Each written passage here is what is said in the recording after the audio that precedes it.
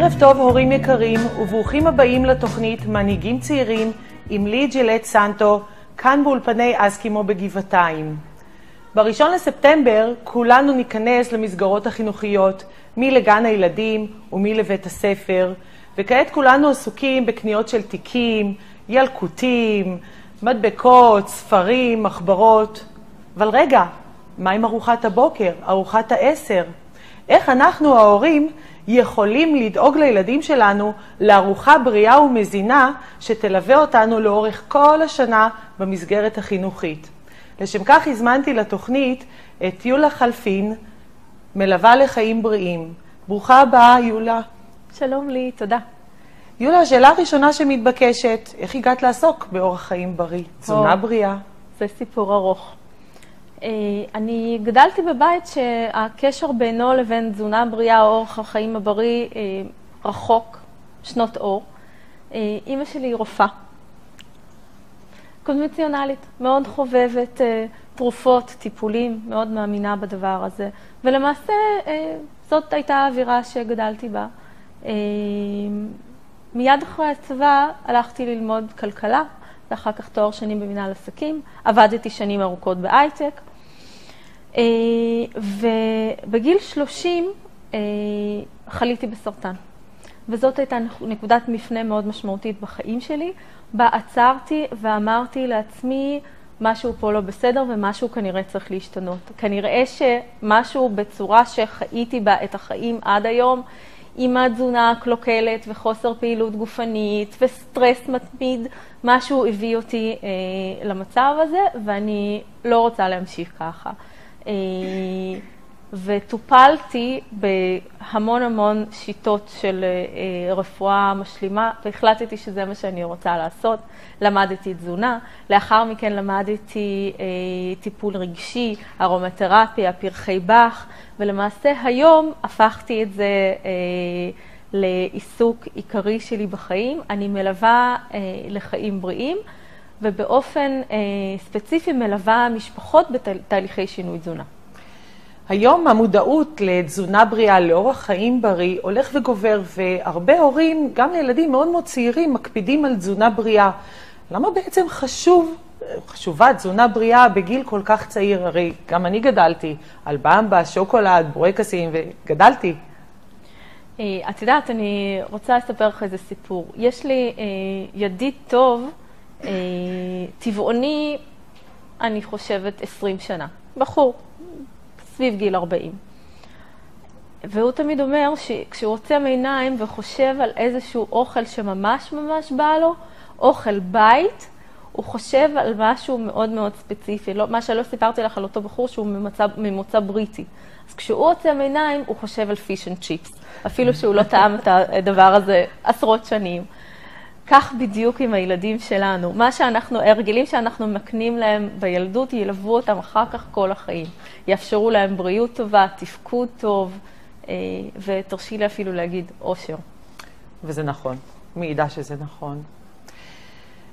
יחסית בשעות הבוקר, כשילדים מגיעים למסגרת החינוכית, חשובה להם הצד הקוגניטיבי, הפן החברתי, ויש קשר מאוד חשוב בין האוכל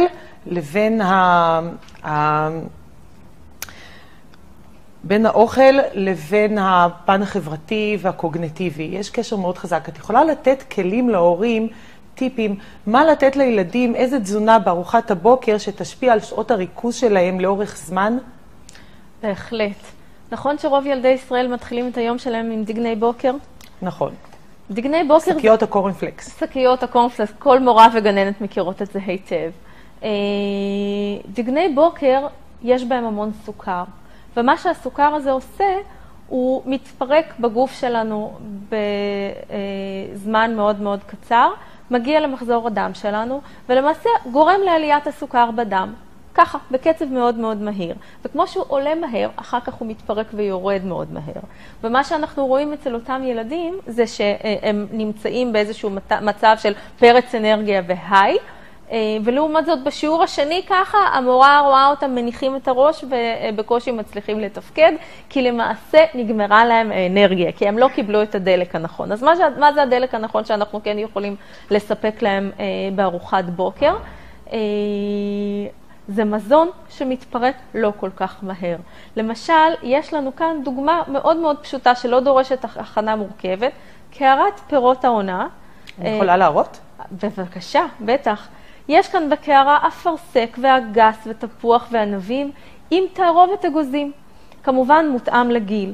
ומה שהשילוב הזה מאפשר זה שבאמת האגוזים נותנים איזשהו מיתון, איזושהי אפשרות לרמת הסוכר לעלות ולרדת בצורה יותר הדרגתית. וילדים כאלה יגיעו לארוחת 10 ברמת תפקוד יציבה, וזה מאוד מאוד חשוב. עכשיו אני נזכרת שיש לי ילד שפגשתי, שבשעה 9:15 בבוקר בגן, תמיד אמר לי, ליהי, אני רעב, אני חייב לאכול את ארוחת הבוקר שלי. וכששוחחתי עם ההורים שלו, אז באמת אכן סיפרו לי שבבוקר, לפני שהוא מגיע אל הגן, הוא אוכל בבית מילקי. מה שכנראה העלה את רמת הסוכר, וירד בצורה מהירה יותר. בדיוק. האם יש טיפים נוספים לארוחת בוקר שאפשר לתת לילדים לפני היציאה לבית הספר? יש לנו כאן אפילו כמה דוגמאות. יש לנו כאן כריך של לחם כוסמין מלא, שזה מאוד מאוד חשוב להקפיד על דגנים מלאים, כי למעשה דגנים לבנים מתנהגים בצורה מאוד מאוד דומה לסוכר שדיברנו עליו קודם. והממרח הוא ממרח פסטו ביתי, פשוט, שמכינים אותו ב5 דקות עבודה, אפילו ילדים בעצמם יכולים להכין. שמעתי שאת עושה סדנאות להורים וילדים וגם לילדים. את רוצה לומר לי שילדים יכולים להכין ממרחים שכאלו? לא רק שהם יכולים, הממרח שאת מחזיקה עכשיו, שהמרוח על הלחם שאת מחזיקה, הוא ממרח שהכינו ילדים בסדנה שהנחיתי אתמול. כי למעשה פסטו זה 3 דקות עבודה. זה כל כך פשוט, ולא רק שהילדים יכולים להכין את זה בעצמם, ואחר כך זה באיזשהו מקום מקל על ההורים שלהם, כי פתאום ילדים יכולים להיכנס למטבח ולעשות דברים לבד. מה שעוד יותר יפה בסיפור הזה, זה שיכולה להגיד לך שאני לא יכולה לספור את כמות הלסתות השמוטות של ההורים, שאני פוגשת בסדנות, כשהם רואים את הילדים שלהם, שלמשל לא טעמו שום דבר ירוק מימיהם, ופתאום הם תואמים רוטב פסטו מעשה ידיהם, כי זה מקרב אותם, זה מאפשר להם, זה הופך את זה לשלהם, וההתנסות הזאת היא מאוד מאוד חשובה, לכן אני ממש ממליצה להורים לאפשר לילדים שלהם להיכנס למטבח ולהשתתף במה שהם יכולים. נשמע מדהים שילדים צעירים מכינים ואוהבים לטעום פסטו. יולה, את יכולה לספר לי מה עוד יש בשולחן, כי אני כבר ממש סקרנית? בשמחה. כאן יש לנו עוד ממרח מאוד מעניין. הוא נראה כמו גבינה לבנה, אבל הוא לא גבינה. אפשר לראות? בוודאי. הוא ממרח שעשוי מאגוזי קשיו. אגוזי קשיו? אגוזי קשיו. טחונים בבלנדר עם קצת תבלינים ובזיליקום, וזה ממרח נפלא שאפשר לעשות איתו כריך או לארוחת בוקר או לארוחת 10. ילדים מאוד מאוד אוהבים אותו, יש לו טעם טיפה מתקתק. זה נשאר אצלי בסוף התוכנית? ברור, את יכולה לאכול את כולו. זה נראה, והריח חבל על הזמן, חבל שהצופים לא יכולים להריח את הריח. נכון. עוד דוגמה שיש לנו כאן על השולחן, זה מאפינס, אבל הם לא מאפינס צ'וקולד צ'יפס, הם מאפינס ירקות. את יכולה לראות גם. יש כאן כרובית בטטה ותפוח אדמה, וגם כן זה לוקח משהו כמו 10 דקות הכנה. אפשר להכין את זה כמובן ערב קודם, לא חייבים בבוקר. זה משהו שגם אפשר לשלוח לבית ספר או לגן בתור ארוחת 10. מאוד מאוד נוח. נשמע מפתה מאוד. אני אקח את המתכון ומבטיחה להכין. מעולה. יולה, אנחנו דיברנו על ארוחת בוקר, ובעצם לא רק ארוחת הבוקר חשובה לתזונה הבריאה של הילדים, יש גם את ארוחת הצהריים, ארוחת ערב. מה בעצם אנחנו צריכים להתארגן או להכין לארוחות הנוספות של הילדים? דבר הכי חשוב והכי בסיסי שאני יכולה להמליץ להורים, זה להימנע ככל הניתן מאוכל מעובד, מאוכל שקיות. נכון שאנחנו דור כזה שמאוד הורגל למזון הזה, כי זה מאוד קל וזה מאוד מאוד מפשט את החיים שלנו, אבל אם נלמד להבין מה מסתתר בתוך אותם מזונות בשקיות, אנחנו נבין שזה ממש לא מיטיב עם הבריאות של הילדים שלנו. אז אוכל שמוכן בבית, הוא לא חייב להיות מסובך. ילדים בדרך כלל לא אוהבים אוכל מסובך. זה יכול להיות תוספת פשוטה של איזשהו דגן שחשוב שיהיה מלא, בין אם זה אורז או פסטה או קוסקוס, המון אפשרויות אחרות. עם תוספת חלבונית שיכולה להיות בשר או דג, או משהו מהצומח, קטניות למשל, איזשהו תבשיל עדשים, או שועית, או אפילו טופו לילדים שאוהבים. ואני רוצה להגיד לך שילדים שמרגילים אותם וחושפים אותם לטופו, פתאום יכולים לגלות המון עניין בדבר הזה. יולה, אני רוצה לשאול אותך באמת, איך מרגילים ילד לאכול אוכל בריא יותר? הרי השינוי, אני חושבת, מתחיל מהבית, מההורים, נכון? לחלוטין. אי אפשר לעשות את זה בצורה מבודדת. זה חייב לבוא כמכלול משפחתי. אז אני חושבת שטיפ מספר 1 מבחינתי לתת להורים, זה קודם כל דוגמה אישית. לא יכול להיות מצב בשום פנים ואופן שתחליטו למשל שהילד שלכם מעכשיו אוכל לחם מלא, ואתם מחרישים בגט או בורקס. אני רוצה לספר שלפני כמה זמן פגשתי אבא שסיפר לי שיש לו ילד בן 2.5, שמעולם לא טעם משקאות ממותקים או מגוזים. הוא שותה מים. לעומת זאת, הוא ואשתו שותים בבית קולה. רק מה? בכוסות אטומות, והילד לא מבין. אז אמרתי לאותו אבא שאין דבר כזה. הילד מבין, גם אם הוא עדיין לא יודע לבטא את הדבר הזה, הוא מהר מאוד ידע לדרוש את הקולה הזאת. ואם ההורים לא רוצים שהילד ישתה קולה, צריכים לתת לו דוגמה. יולה, את יודעת, אני אוהבת לבנות לילדים ולהעצים להם את הביטחון העצמי. האם יש קשר בין אוכל לבין הביטחון העצמי של הילד? אני חושבת, קודם כל כן, ואני חושבת שזה מגיע מאותו מקום של תפקוד טוב שאוכל טוב מאפשר לנו. אם הגוף שלנו מקבל את כל מה שהוא צריך, כמו רכב שנוסע על דלק מתאים, הוא גם נוסע יותר טוב, הוא מתפקד יותר טוב. וזה מתחיל בילדות וממשיך אחר כך לכל החיים.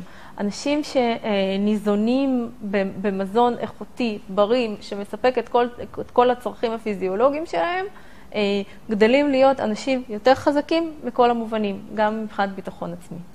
את יודעת, אני זוכרת את הסרט, החתונה היוונית שלי, שמאוד מאוד סרט מקסים ומצחיק, והכוכבת שם, טולה, כשהיא הגיעה לבית הספר עם המוסיקה שנראתה מאוד מאוד בריאה, אבל תמיד כל החברות צחקו עליה איך היא מביאה את האוכל הבריא, ומול האוכל שהן מביאות שהיה שם. אני חושבת שצריך לתת לילד כלים נוספים כשהוא מביא אוכל בריא, כדי לדעת ולהגיד, יש לי את הביטחון להביא את האוכל הבריא מול כל החברים שלי שמביאים את הפיתה עם השוקולד, או הגבינה צהובה. מסכימה איתך לגמרי. אני גם חושבת שאת השינוי בבית צריך ללוות בלמידה.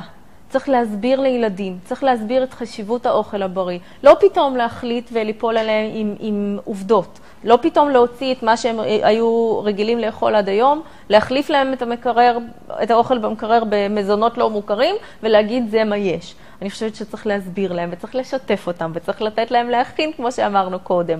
והתהליך הזה הופך לתהליך משפחתי. במקום להכניס מתח למשפחה, הוא מכניס המון שמחה ושיתוף ועבודה בסך הכל נעימה ביחד. יולה, אני רוצה להתעכב על משהו אחד שאני רואה שהבאת כאן איזשהו ממרח שמזכיר לי את השוקולד שאני כל כך אוהבת, ורואה המון ילדים מגיעים עם פיתה, עם שוקולד, לחמניה ככה נעימה ומגרה. וזה שוקולד? ברור שזה שוקולד. לגמרי שוקולד. שוקולד בריא? שוקולד בריא. איך מכינים את השוקולד הזה? אחד הדוגמאות למאכל שילדים יכולים להכין בעצמם בפשטות, את זה הילדים שלי הכינו. מה שיש לנו כאן זה קקאו איכותי, שמן קוקוס, שקדיה וסילן. לערבב את כולם ביחד, וזה מה שיוצא. זה לחלוטין שוקולד, יש לזה טעם של שוקולד, וזה ממרח איכותי וראוי לגמרי. נשמע ממש פשוט. הכי פשוט שיש. ואת זה אנחנו מורחים בתוך לחמניה? הנה, למשל, יש לנו כאן דוגמה ללחמניה עם שוקולד. בוודאי, היא יכולה ללכת בתור סנדוויץ' לבית ספר. זה הכריך לבית הספר עם שוקולד בריא? כן. כן? עכשיו, לא הייתי ממליצה לשלוח כל יום כריך עם שוקולד, כי בכל זאת זה מתוק, ואני לא הייתי רוצה להרגיל את הילדים לאכול מתוק על בסיס יומי, אבל כפינוק מדי פעם או מדי כמה ימים, זה לגמרי בסדר. יולה, תודה רבה שבאת לתוכנית. שמחתי לארח אותך, נהניתי מהריחות, מהטעמים, מהמראות, נראה נפלא. מי שרוצה את המתכונים מוזמן להיכנס לאתר ולהוריד את המתכונים ואת הטיפים של יולה. ברוכים הבאים, הצופים יקרים, ומוזמנים להמשיך ולעקוב אחרי התוכנית מנהיגים צעירים מכאן מאולפני אסקימו. תודה וערב טוב.